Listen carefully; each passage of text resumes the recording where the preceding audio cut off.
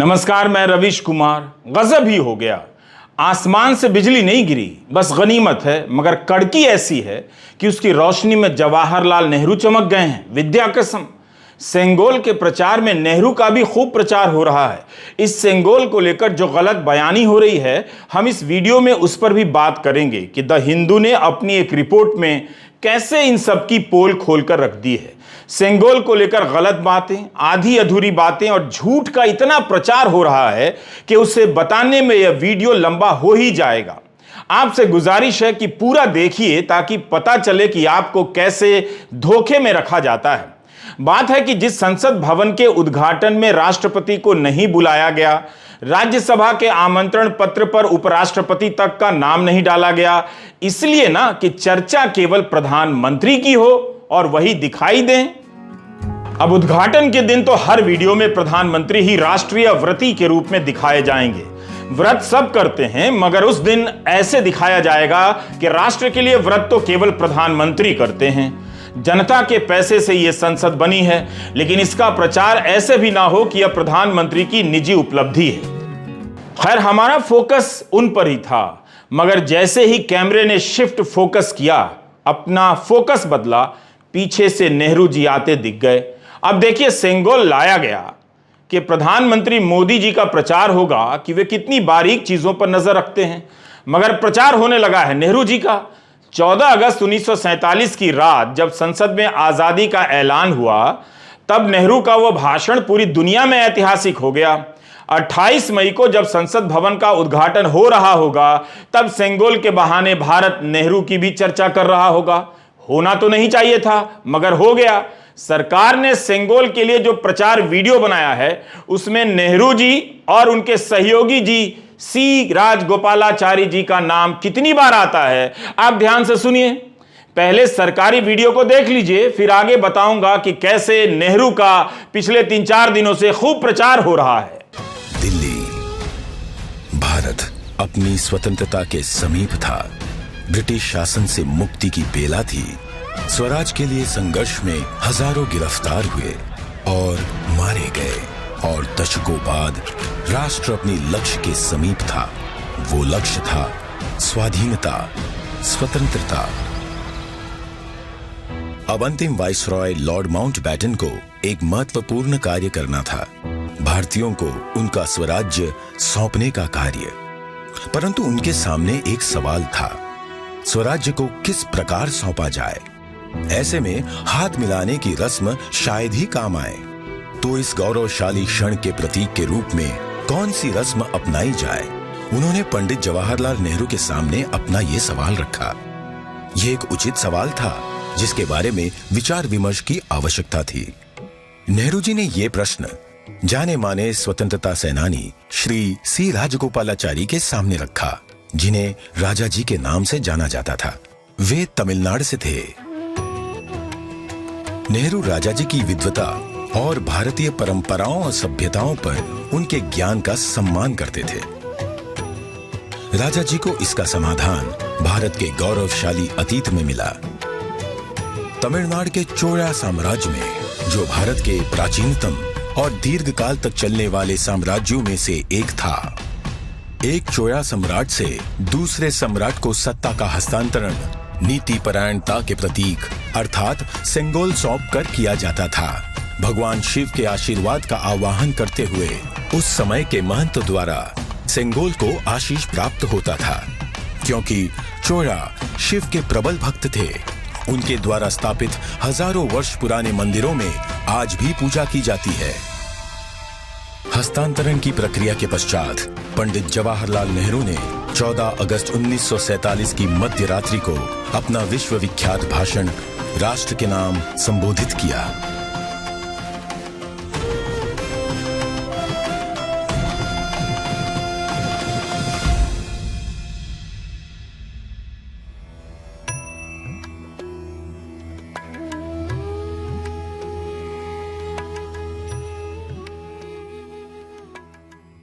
2014 से नेहरू को अधर्मी और भारत की धार्मिक परंपराओं से नफरत करने वाले के रूप में पेश किया जा रहा है। आईटी सेल और व्हाट्सएप यूनिवर्सिटी के जरिए ऐसे अनेक पोस्ट आप तक पहुंचे होंगे, आपने मान भी लिया होगा। अब सेंगोल के जरिए उस नेहरू का महिमा मंडन हो रहा है कि भारतीय परंपराओं और धार्मिक मान्यताओं पर उनकी पकड़ कितनी गहरी थी। सेंगोल की चर्चा में नेहरू जी आ ही जाते हैं। जब नेहरू जी भी आ गए हैं तब तो संसद भवन का उद्घाटन राष्ट्रपति भी कर सकती थी। विपक्ष की भले ना माने, प्रधानमंत्री मेरी बात तो मान ही सकते हैं। आपको याद ही होगा कि पिछले साल 7 फरवरी को प्रधानमंत्री महंगाई पर घिर गए, इतना घिर गए कि नेहरू का सम्मान उनकी जुबान से छलक गया था। वैसे महंगाई पर कांग्रेस के राज में पंडित नेहरू जी ने लाल किले से क्या कहा, वो जरा आपको मैं बताना चाहता हूं। पंडित नेहरू देश के पहले प्रधानमंत्री लाल किले से बोल रहे हैं। देखिए, आपकी इच्छा रहती है ना मैं पंडित जी का नाम नहीं बोलता हूं, आज मैं बार बार बोलने वाला हूं। आज तो नेहरू जी ही नेहरू जी।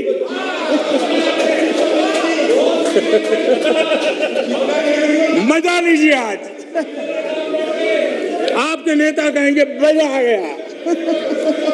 केवल नेहरू नहीं आए हैं, मीडिया तो मुगलों को भी ले आया है सेंगोल के बहाने, और ईस्ट इंडिया कंपनी को भी। वैसे मीडिया में सेंगोल को लेकर जो रिपोर्टिंग हुई है उस पर हम आगे जरूर बात करेंगे, बड़ा गंभीर मसला है। लेकिन पहले नेहरू बनाम मोदी का यह मुकाबला देख लेते हैं। आज तक ने अपनी वेबसाइट पर लिखा है कि सेंगोल राजदंड आखिरी बार मुगल साम्राज्य द्वारा 1526 से लेकर 1857 लिखा गया है, इस्तेमाल किया गया था।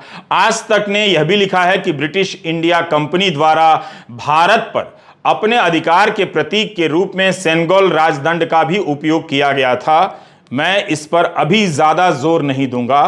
पता चला भाई लोग मुगल का नाम सुनते ही बुलडोजर लेकर पहुंच गए। अब देखिए, भारत सरकार ने सेंगोल पर एक वेबसाइट ही बना दी है और इस पर भी G20 लिख दिया है कोने में। इस G20 का इतना प्रचार हो रहा है कि क्या पता एक दिन ट्रैफिक इंस्पेक्टर चौराहे पर आपको पकड़ लेगा और सवाल पूछेगा, और अगर आपको पता नहीं होगा G20 के बारे में तो क्या पता लाइसेंस ही रद्द कर दे। मतलब आप कुछ भी पढ़िए, आपको G20 का लोगो देखना ही पड़ेगा। वैक्सीन सर्टिफिकेट की तरह यह मामला हो गया है। G20 के चिन्ह से युक्त इस सरकारी वेबसाइट पर 13 भाषाओं में सेंगोल के बारे में बताया गया है। इस पर नेहरू की तस्वीरें हैं, कई प्रसंगों में नेहरू के बारे में जानकारी है कि नेहरू ने उनसे पूछा, इनसे पूछा, ये किया, वो किया।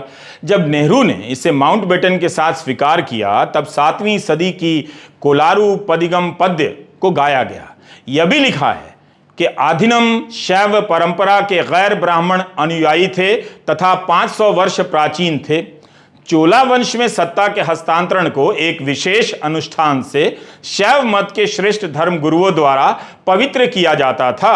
श्री राजगोपालाचारी ने तमिलनाडु स्थित थिरुवावदुथुरई आधीनम के प्रमुख से भारतीय हाथों में सत्ता के हस्तांतरण के लिए उसी अनुष्ठान को करने का अनुरोध किया। आधीनम ने इस कार्य को संपन्न करने के लिए अगस्त 1947 में कुछ लोगों के एक विशिष्ट समूह को दिल्ली भेजा। इस वेबसाइट पर प्रतीकों का महत्व समझाया गया है, लेकिन राष्ट्रपति भी तो एक महत्वपूर्ण प्रतीक हैं। उनके सम्मान का क्या हुआ? जब अंबेडकर ने 4 नवंबर 1948 को संविधान समिति के सामने ड्राफ्ट कॉन्स्टिट्यूशन को पेश किया, तब उन्होंने ही कहा था कि राष्ट्रपति देश का प्रतीक हैं। उनसे उद्घाटन क्यों नहीं कराया गया, जबकि संसद की संवैधानिक प्रमुख तो वही हैं? इनमें से कई बातों को चुनौती दी जा चुकी है। हम द हिंदू के लेख की बात आगे करेंगे, लेकिन पहले नेहरू का हिसाब कर लेते हैं। आप ही बताइए, नेहरू धार्मिक परंपराओं के प्रति कितने संवेदनशील और गंभीर नजर आते हैं। बेशक उन्होंने सी राजगोपालाचारी से पूछा और उन्होंने सरकारी कथा के मुताबिक बहुत मेहनत से इसकी खोज की। नेहरू ने इसे स्वीकार किया और 7वीं सदी की पद्य रचना के गायन के साथ ग्रहण किया। इतना सब नेहरू ने किया, फिर भी रविशंकर प्रसाद बहुत गुस्से में है कि इतिहास भुला दिया गया। जनाब, इतिहास की याद तो आपको आज आई है। 1947 में सोचिए, जब भारत के इतिहास पर पर्याप्त किताबें भी नहीं थीं, नेहरू का इतिहास से कितना गहरा रिश्ता रहा होगा कि चोला साम्राज्य से जुड़े राजदंड को ले आए। एक तरफ सरकार के प्रचार वीडियो में नेहरू नेहरू हो रहा है, दूसरी तरफ रविशंकर प्रसाद नेहरू पर ही गुस्सा हो रहे हैं कि वॉकिंग स्टिक की तरह इस्तेमाल कर रहे थे इन छड़ियों का। मगर यह बात तो सरकार के प्रचार वीडियो में नहीं है। आज तक बीजेपी ने कभी सेनेगल का नाम नहीं लिया, लेकिन अचानक सब सेनेगल के विशेषज्ञ बन गए। अब जहां तक सेनेगल की बात है, यह भारत की बहुत बड़ी परंपरा है। आज भाजपा की ओर से एक सवाल मुझे पूछने की इच्छा जरूर है कि सेनेगल जो दक्षिण भारतीय आध्यात्मिक सांस्कृतिक धरोहर है भारत के इतिहास की, वो नेहरू जी की वॉकिंग स्टिक कैसे बन गई? इसका जवाब कांग्रेस को देना पड़ेगा। और वो पड़ी हुई थी इलाहाबाद के म्यूजियम में, क्यों नहीं खोज खबर दी गई? आज देश ने खोज खबर ली, आज मोदी जी ने खोज खबर ली, और आज भारत की वो महान धरोहर को उसी आध्यात्मिक आदर के साथ संसद भवन में स्थापित किया जा रहा है। तो कांग्रेस पार्टी को अगर अपने इतिहास से ही चिढ़ है तो मुझे कुछ नहीं कहना है। पहले तय कीजिए कि करना क्या है। अब म्यूजियम में कोई चीज रखी है, उससे भी चिढ़ है। अभी हाल में प्रधानमंत्री ने म्यूजियम का उद्घाटन किया। रविशंकर जी सुनिए, यह सेनेगल नेहरू को मिला इसलिए म्यूजियम में है। प्रधानमंत्री मोदी तो तोहफों की नीलामी करवा देते हैं। उन्हें यह मिला होता तो आज किसी भगोड़े के पास होता। अगर कोई चीज म्यूजियम में है तो उसका अनादर कैसे हुआ? अखबारों ने ही किस आधार पर लिख दिया कि इसे वॉकिंग स्टिक माना जाने लगा था? उसे रविशंकर प्रसाद ने इस तरह से कैसे कह दिया कि इसका इस्तेमाल वॉकिंग स्टिक की तरह हो रहा था?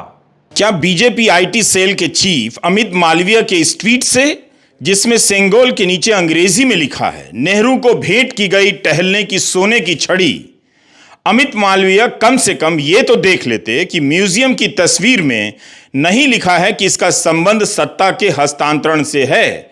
हिंदी में यही लिखा है कि नेहरू को भेंट की गई। इसे लेकर नेहरू के खिलाफ फिर से एक नया अभियान चल पड़ा है कि कैसे वे धार्मिक चीजों का अनादर करते थे। क्लियर ही नहीं है ये। एक तरफ बता रहे हैं कि धार्मिक चीजों का अनादर करते थे कि दक्षिण से सेनेगल मंगाए, अब कह रहे हैं कि टहलने की छड़ी की तरह इस्तेमाल करते थे इसलिए आदर नहीं करते थे। सेनेगल क्या, कोई भी प्रतीक उसका अपना महत्व होता है। मैं उस महत्व को कम नहीं कर रहा, लेकिन अचानक ऐसी भावुकता पैदा की जा रही है जैसे भारत का सारा गौरवशाली इतिहास या इतिहास का सारा ही गौरव इसी सेनेगल में समाहित है। आपको भी तो आज ही पता चला रविशंकर जी, यानी आप भी उस महान परंपरा से अनजान रहे होंगे। सवाल वर्तमान का है, दांव पर भविष्य है कि क्या विपक्ष के साथ इस तरह का बर्ताव होगा? क्या राष्ट्रपति को नहीं बुलाया जाएगा? आखिर कोई चीज म्यूजियम में रखी है, उससे बीजेपी इतनी चिढ़ती क्यों है? क्या मीडिया ने भी इसी तरह का अतिरिक्त उत्साह नहीं दिखाया? हमारी सरकार का मानना है कि इस पवित्र सेनेगल को किसी संग्रहालय में रखना अनुचित है। सेनेगल की स्थापना के लिए संसद के भवन से अधिक उपयुक्त और पवित्र और उचित स्थान कोई हो ही नहीं सकता।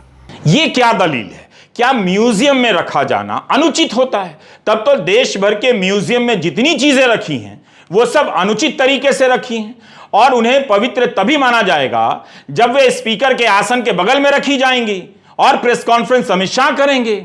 संसद में कोई चीज रखी जानी है, क्या इसके लिए भी स्पीकर प्रेस कॉन्फ्रेंस नहीं कर सकते थे? 24 मई को सेनेगल के बारे में बताने के लिए अमित शाह ने क्यों प्रेस कॉन्फ्रेंस की? क्या अमित शाह संसद के अभिभावक हैं?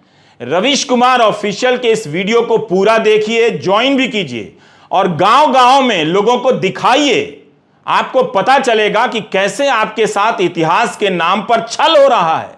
ऐसी चीजें ठीक से रहें तभी तो म्यूजियम में रखी जाती हैं। और कहां रखी जाती हैं? गोदाम में रखी गई थी, तभी तो इलाहाबाद के म्यूजियम से निकालकर दिल्ली लाया गया।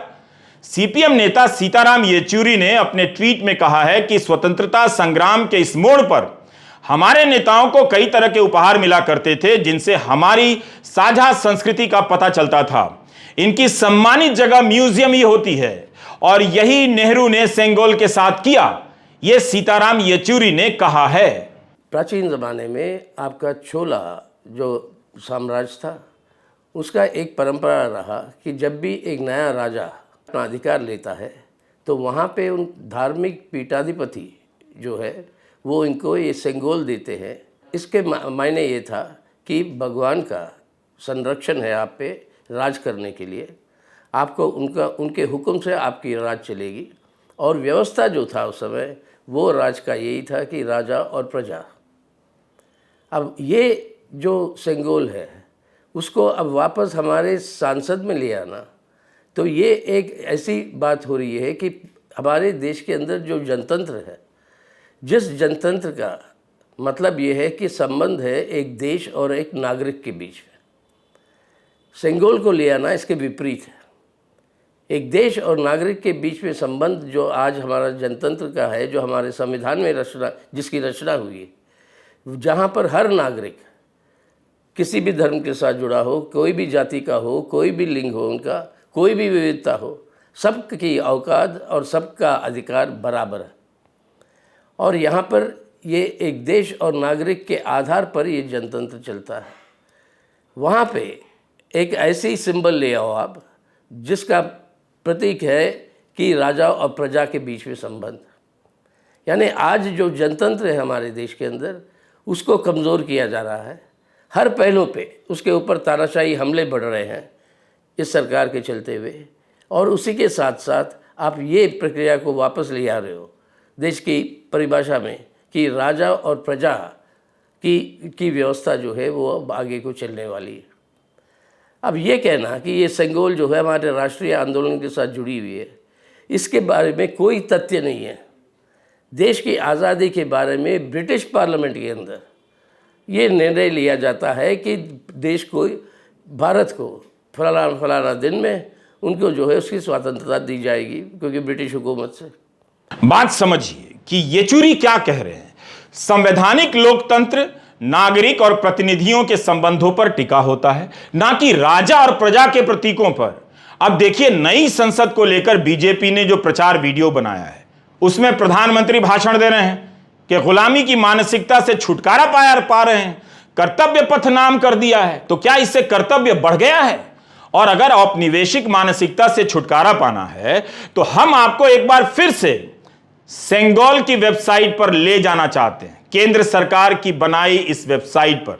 इसमें सवाल जवाब वाले खंड में क्या कहा गया है उस पर गौर कीजिए। इसमें एक सवाल है कि क्या विश्व में कहीं से भी प्रतीक का कोई और उदाहरण है जो दिखाता हो कि शक्ति ईश्वर से प्राप्त होती है, ईश्वर से प्राप्त होती है। और इस सवाल का जवाब दिया जा रहा है कि यहां एक उदाहरण है, इन्हें एक ही उदाहरण मिला। 1661 में चार्ल्स द्वितीय के राज्याभिषेक के लिए इंग्लैंड की रानी का सॉवरेंस ऑर्ब बनाया गया। यह 362 वर्षों के बाद आज भी राज्याभिषेक के समय नए राजा रानी को दिया जाता है। यह एक स्वर्ण निर्मित वृत्त है जिस पर एक क्रॉस चढ़ा हुआ है, और जो सम्राट को यह याद दिलाता है कि उनकी शक्ति भगवान से ली गई है। विश्व भर में शक्तिशाली प्रतीकों के कई उदाहरण हैं। बताइए, चार्ल्स द्वितीय के समय का उदाहरण देकर कह रहे हैं कि विश्व भर में शक्तिशाली प्रतीकों के कई उदाहरण हैं। सरकार लगता है खुद ही भ्रमित है। लोकतंत्र है सर ये। आप तो राजा के दैविक अधिकारों की स्थापना की बात कर रहे हैं। आप राजा नहीं हैं, आप प्रधानमंत्री हैं। जब राजपाट और जमींदारी खत्म हो गई तो राजशाही के प्रतीक का संसद में क्या काम है? जिस संसद में 2019 से आज तक डिप्टी स्पीकर नहीं है, क्योंकि यह पद विपक्ष के नेता को जाता है। इसकी बात ना कर आप नीति परायणता और राजदंड की बात कर रहे हैं। आप समझ रहे हैं कि नहीं? मेरी इस बात को समझिए। रवीश कुमार ऑफिशियल देखिए और लोगों को बताइए कि देखें, ताकि यह सच्चाई पहुंचे। बिना नेहरू के इनका काम नहीं चलता है, तो जाहिर है इनके सबसे बड़े काम में नेहरू कैसे नहीं आते। सुहाग है। अब हम आते हैं सेंगोल को लेकर, जो तमाम बातें हो रही हैं उन बातों को लेकर। मीडिया ने अपनी तरफ से किया या यह इतिहास उसे सरकार की तरफ से रातों रात पढ़ा दिया गया, इसका पता आप ही लगाएं तो बेहतर रहेगा। कहीं लिखा है कि सेंगोल का इतिहास सदियों पुराना है, इसका रिश्ता चोल साम्राज्य से रहा है। उस दौर में जब सत्ता हस्तांतरित होती थी तो मौजूदा राजा दूसरे राजा को सेंगोल सौंपता था। सरकार की साइट पर तो चोल वंश से ही इसका संबंध बताया गया है, मगर आज तक ने लिखा है कि सेंगोल राजदंड का पहला ज्ञात उपयोग मौर्य साम्राज्य द्वारा किया गया। मौर्य सम्राटों ने सेंगोल राजदंड का इस्तेमाल किया। गुप्त साम्राज्य, चोल साम्राज्य और विजयनगर साम्राज्य द्वारा सेंगोल राजदंड का भी इस्तेमाल किया गया। सेंगोल राजदंड आखिरी बार मुगल साम्राज्य द्वारा इस्तेमाल किया गया था, लेकिन कब किया गया था यह नहीं लिखा है, बस मुगल साम्राज्य के दौर की तारीख दे दी गई है। सत्ता का हस्तांतरण तो अभी नहीं हो रहा है, तो फिर सेंगोल पर इतनी बहस क्यों, चर्चा क्यों? अखिलेश यादव ने ट्वीट किया है कि इस वक्त नई संसद का उद्घाटन हो रहा है, नई सरकार का नहीं, सत्ता का हस्तांतरण नहीं हो रहा है। अगर यह इतना ही महत्वपूर्ण प्रतीक है तो इस अवसर पर इसे राष्ट्रपति को ही सौंपा जा सकता था, इस बहाने वे भी आ जाती। सवाल है कि संविधान ने जो सत्ता का बंटवारा किया है उसके तहत संसद के प्रमुख तो राष्ट्रपति हैं, उन्हें उद्घाटन के लिए नहीं बुला रहे हैं, उनसे नहीं करवा रहे हैं, लेकिन सत्ता का हस्तांतरण का प्रतीक क्या है इसका वर्णन पूरे देश में चल रहा है। रहस्य की तरह इसकी कहानियां चलाई जा रही हैं ताकि जनता का ध्यान विपक्ष के उठाए सवालों से हट जाए। जिस तरह से आपने देखा कि सरकारी योजनाओं का प्रधानमंत्रीकरण हुआ है, हर दूसरी योजना पर उनकी तस्वीर है, छाप है, उद्घाटन वही करते हैं, नाम भी प्रधानमंत्री गरीब कल्याण योजना टाइप होता है। ठीक इसी तरह प्रधानमंत्री ने इतिहास और परंपराओं का निजीकरण भी कर लिया है। यह सरकारी कंपनी बेचने वाला निजीकरण नहीं है, बल्कि परंपराओं को ऐसे बरतने लगते हैं, इसके बारे में गोदी मीडिया इस तरह से बताने लग जाता है कि प्रधानमंत्री ने ही इसकी खोज की है और भारत की जनता इनका पालन तो करती ही नहीं है, उसे पता ही नहीं था। इसी को योजनाओं का प्रधानमंत्रीकरण और परंपराओं का निजीकरण कह रहा हूं। पोन वसंथा बीए ने हिंदू में इसके बारे में जो लिखा है उसकी चर्चा अंग्रेजी की दुनिया में है। हिंदी के अखबार और चैनल इसे हिंदी के पाठकों तक यानी गांव-गांव तक पहुंचने नहीं देंगे, इसलिए हम अपने आम दर्शकों के लिए इसका अनुवाद कर रहे हैं। आप ध्यान से सुनिए। इसमें लिखा है कि सत्ता हस्तांतरण से जोड़कर इसे जिस तरह से बताया जा रहा है उसके बहुत ठोस प्रमाण नहीं हैं। उस समय मीडिया की रिपोर्ट और किताबों में इसके बारे में साफ साफ जिक्र नहीं मिलता है। अगर ऐसा हुआ होता तो इसका जिक्र प्रमुखता से होता, जबकि सेंगोल की वेबसाइट पर इस मौके को डिफाइनिंग ओकेजन कहा गया है, मतलब एक ऐसा अवसर जिससे आजादी का आना परिभाषित होता हो। निर्मला सीतारमण ने इसे तमिलनाडु का गौरव बताया। हिंदू अखबार के वसंत बीए ने लिखा है कि सरकार कहती है कि लॉर्ड माउंटबेटन ने नेहरू से इसके बारे में पूछा, नेहरू जी ने सी राजगोपालाचारी से, और सी राजगोपालाचारी ने थिरुवावदुथुरई आधीनम से पूछा। जैसा कि इस सरकारी वीडियो में दिखाया जा रहा है, वीडियो में यह भी दिखाया जा रहा है कि हवाई जहाज से इसे दिल्ली लाया गया, विशेष विमान से। अब इसकी भी पोल आगे खुलेगी। हिंदू ने लिखा है कि इसके तो प्रमाण हैं कि इसे दिल्ली लाया गया, मंत्रोच्चार हुआ, लेकिन इसके प्रमाण नहीं हैं कि इसे सत्ता के हस्तांतरण के प्रतीक के रूप में पेश किया गया। जब पत्रकारों ने चेन्नई में निर्मला सीतारमण से पूछा कि इसके प्रमाण क्या हैं, तो उन्होंने कहा बहुत सारे हैं, और इसकी एक फाइल सरकार की तरफ से प्रेस कॉन्फ्रेंस में आए रिपोर्टरों को दे दी गई। लेकिन जो फाइल दी गई उससे सत्ता हस्तांतरण के दावे की पुष्टि नहीं की जा सकती है, हिंदू अखबार ने लिखा है। यह अखबार 1878 से है, तो इसने 1947 के अपने अखबारों की क्लिपिंग देखी होगी कि हिंदू में सेंगोल देने की बात तो है, मगर किसी में भी यह नहीं छपा है कि यह सत्ता के हस्तांतरण से जुड़ा है या राजा जी की सलाह पर लाया गया दिल्ली। बल्कि 11 अगस्त 1947 के हिंदू में एक तस्वीर छपी है कि प्रतिनिधिमंडल चेन्नई के सेंट्रल रेलवे स्टेशन से दिल्ली के लिए रवाना हो रहे हैं, जिससे पता चलता है कि सेंगोल विशेष हवाई जहाज से नहीं ट्रेन से ले जाया गया होगा, मगर सरकारी प्रचार वीडियो में हवाई जहाज ही बताया जा रहा है। बीजेपी अचानक सेंगोल का विशेषज्ञ बन गई है, कई मंत्री बयान दे रहे हैं, लेकिन सरकार और पार्टी नेताओं के तमाम दावे कमजोर नजर आ रहे हैं।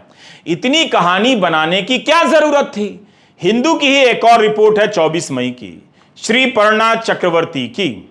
इसमें Indira Gandhi national centre for the arts के मेंबर सचिव प्रोफेसर सच्चिदानंद जोशी का बयान छपा है कि उस समय देश भी बटा था, चारों तरफ अफरा तफरी मची थी, मुश्किल है कि सुसज्जित तरीके से समारोह का आयोजन हुआ होगा, क्योंकि यह औपचारिक या वैधानिक गतिविधि नहीं थी। तो फिर इतना हो हल्ला क्यों हो रहा है? बार बार कहा जा रहा है कि भुला दिया गया, भुला दिया गया। तो क्या यह संभव है कि उस समय के विशाल इतिहास की इन बातों को याद रखा जाता कि नेहरू ने उस दिन क्या पहना था, पटेल किस कुर्सी पर बैठे थे, कौन किस कार से आया, आजाद कैसे आए? क्या यही सब बातें याद रखने की होती हैं? क्या हम इतिहास की समझ को इस लेवल पर ले आए हैं? सिंघोल की वेबसाइट और मीडिया रिपोर्ट और इस सरकारी वीडियो में बार बार दोहराया जा रहा है कि 25 अगस्त 1947 को टाइम पत्रिका में इसका विवरण छपा था। हिंदू की रिपोर्ट से पता चलता है कि वो नहीं छपा था जो सरकार कह रही है। टाइम ने लिखा है कि दक्षिण में तंजौर से अधिनम मठ के 2 दूत आए थे। अधिनम के दूत श्री अंबलावना देसीगर ने सोचा कि नेहरू भारतीय सरकार के पहले भारतीय प्रमुख हैं, वे प्राचीन हिंदू राजा की तरह हैं, तो उन्हें हिंदू संत की तरफ से सत्ता का यह पवित्र प्रतीक ग्रहण करना चाहिए। टाइम ने तो यह लिखा है कि सेंगोल देना मठ के प्रमुख का विचार था। इसमें भी नहीं लिखा है कि नेहरू ने इसे सत्ता के हस्तांतरण के रूप में देखा। तो आपने देखा कि कहीं भी ठोस रूप से नहीं कहा गया है कि सेंगोल सत्ता के हस्तांतरण के रूप में दिया गया। हवाई जहाज से दिल्ली ले जाने की बात भी गलत निकली, और तो और टाइम किया जा रहा है, तो उसने भी नहीं लिखा, बल्कि टाइम ने लिखा कि नेहरू को सौंपने का आइडिया तो अधिनम मठ के प्रमुख का अपना था। माउंटबेटन कहां से आ गए?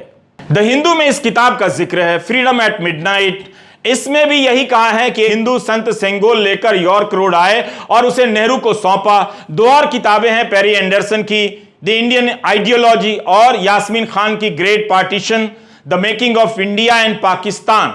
इसमें धार्मिक कर्मकांड को लेकर नेहरू की आलोचना तो है, मगर सत्ता का हस्तांतरण सेंगोल के जरिए हुआ, इसका कोई जिक्र नहीं मिलता।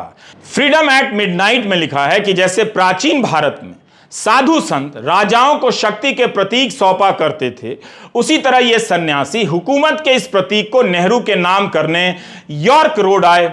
जिस व्यक्ति ने हमेशा यह कहा कि धर्म उनके लिए एक भयावह चीज है, उनके लिए यह अनुष्ठान इस देश के उन पहलुओं का एक उबाऊ प्रदर्शन रहा होगा जिनकी वो निंदा करते थे।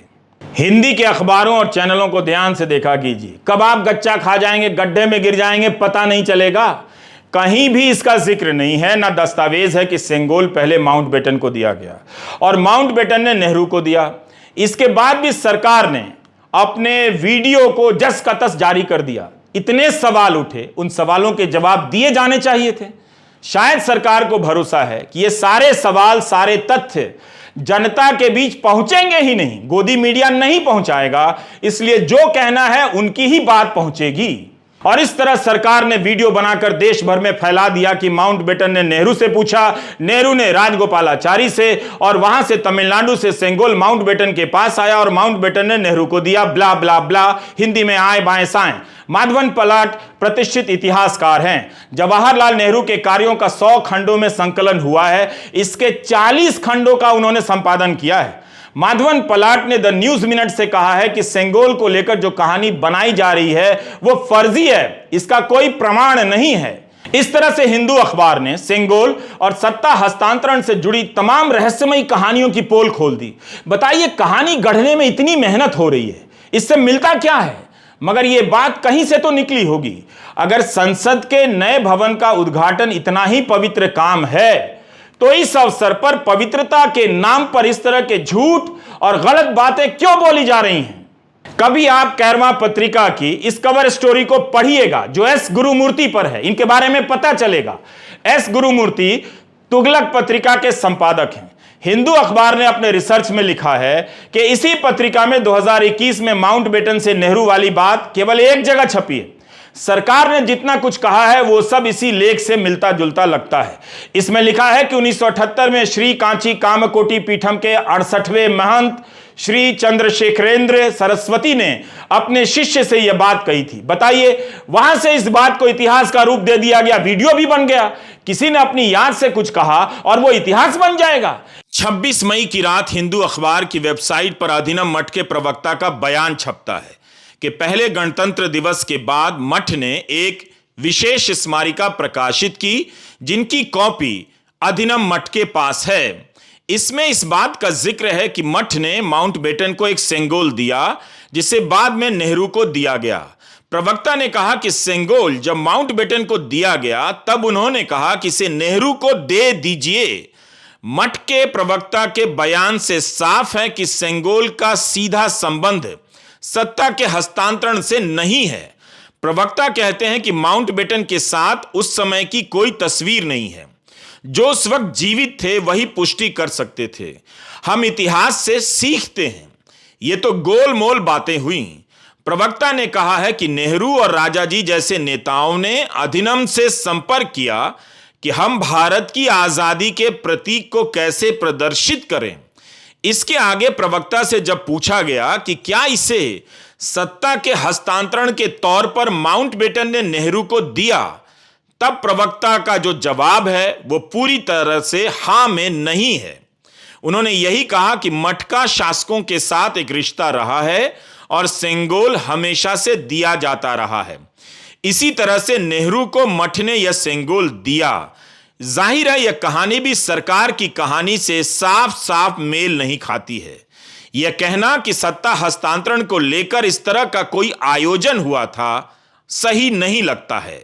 एक पवित्र मौके पर किसी चीज को पवित्र बता बताकर, महान बता बताकर विपक्ष को ललकारना, आम जनता के इतिहास बोध को ललकारना कि उसने भुला दिया है, उसे याद नहीं है, न केवल उस मौके की पवित्रता को भंग करना है बल्कि सेंगोल का भी अपमान है। और तो और चेन्नई में निर्मला सीतारमण की प्रेस कॉन्फ्रेंस के बाद पत्रकारों को जो फाइल दी गई उस पर 26 मई 2023 को एक ब्लॉग पोस्ट लिखा गया, जिसे तमिल लेखक जया मोहन ने लिखा। इसका टाइटल आप जानते हैं क्या है? WhatsApp history. आप स्क्रीन पर तमिल लेख का अंग्रेजी अनुवाद देख रहे हैं। इसमें जया मोहन ने इस प्रसंग का मजाक उड़ाया है कि सेंगोल का सारा इतिहास सोशल मीडिया में फॉरवर्ड होकर आया है। इसमें उन्होंने लिखा है कि आज़ादी के समय देश भर के संतों ने उपहार भेजे थे, उसमें से एक सेंगोल रहा होगा, जो निश्चय ही तमिलनाडु के लिए गर्व की बात है। लेकिन साथ ही ये भी कहते हैं कि सूचना की सदी में अगर व्हाट्सएप इतिहास हम तक इस तरह पहुंच रहा है तो थोड़ा इतिहास हम किताब से भी पढ़कर देख लें। हिंदू में लिखा है कि तमिलनाडु में 2021-22 में Hindu religious and charitable endowments department बना। इसने अपनी सालाना नीति में इसका जिक्र किया, लेकिन इस विभाग के अधिकारी भी नहीं बता सके कि कहां से आया। अब 2022-23, 23-24 की नीति से इसका जिक्र हटा दिया गया है। इसलिए कहता हूं, लंबे वीडियो देखा कीजिए। 2 मिनट के चक्कर में रहेंगे तो ये ऐसे ही इतिहास पढ़ा जाएंगे। आपने देखा कि सेंगोल को लेकर जो रहस्यमयी कथा बताई जा रही है, इसमें कितने झूठ, आधे अधूरे सच और कितने झोल निकल आए हैं। क्या इस तरह की मेहनत इसलिए होती है ताकि जनता को मूर्ख बनाया जाए? तो इसका एक रास्ता है, आप खुद को सदा के लिए मूर्ख घोषित कर दीजिए और सरकार से कहिए कि हमें बार बार मूर्ख बनाने में मेहनत मत कीजिए। हम मूर्ख हैं और मूर्ख रहेंगे। अब आप अपना सारा ध्यान काम पर लगाइए, हम अपना ध्यान दिमाग पर कभी नहीं लगाएंगे। शर्मनाक है कि हिंदी का गोदी मीडिया इन बातों को अपने दर्शकों को नहीं बताता है, बल्कि सरकार की तरफ से जो भी परोसा जाता है जस का तस या उसमें अपनी तरफ से नमक मिर्च लगाकर पेश कर दिया जाता है ताकि आप भौचक होकर देखते रहें। यह बात है, यह तो भुला दिया गया था, अब न जाकर याद दिलाया गया है। जबकि कहानी यह है कि याद दिलाने के नाम पर अधकचरा इतिहास नहीं बल्कि इतिहास का कचरा बनाकर पेश किया जा रहा है। नमस्कार, मैं रवीश कुमार।